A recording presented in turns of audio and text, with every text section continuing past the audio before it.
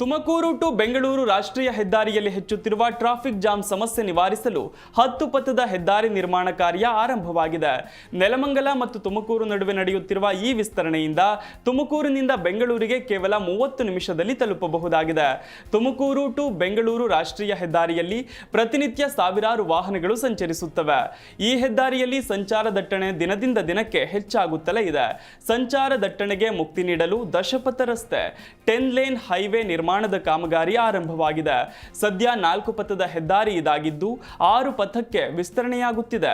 ವಾಹನ ದಟ್ಟಣೆ ಕಡಿಮೆ ಮಾಡಿ ಪ್ರಯಾಣದ ಸಮಯವನ್ನು ಕಡಿಮೆ ಮಾಡುವ ಉದ್ದೇಶದಿಂದ ಸರ್ಕಾರವು ಹೊಸ ಮೈಸೂರು ಬೆಂಗಳೂರು ಹೆದ್ದಾರಿ ಮಾದರಿಯಲ್ಲೇ ತುಮಕೂರು ಬೆಂಗಳೂರು ಹೆದ್ದಾರಿ ನಿರ್ಮಾಣ ಮಾಡುತ್ತಿದೆ. ಈಗಾಗಲೇ ದಶಪಥ ಹೆದ್ದಾರಿ ಕಾಮಗಾರಿ ಆರಂಭಗೊಂಡಿದೆ. ಹೆದ್ದಾರಿಯಲ್ಲಿ 6 ಪಥಗಳು ನಿರ್ಮಾಣ ಹಾಗೂ 2 ಬದಿಗಳಲ್ಲಿ ಸೇವಾ ರಸ್ತೆ ನಿರ್ಮಾಣ ಮಾಡಲಾಗುತ್ತೆ. 2026ರ ಒಳಗೆ ದಶಪಥ ಹೆದ್ದಾರಿ ಕಾಮಗಾರಿ ಪೂರ್ಣಗೊಳಿಸುವ ಉದ್ದೇಶ ಇದೆ. ಹೆದ್ದಾರಿ ನಿರ್ಮಾಣವಾದ ಬಳಿಕ ತುಮಕೂರಿನಿಂದ ಬೆಂಗಳೂರಿಗೆ ಕೇವಲ 30 ನಿಮಿಷದಲ್ಲಿ ಪ್ರಯಾಣ ಮಾಡಬಹುದಾಗಿದೆ.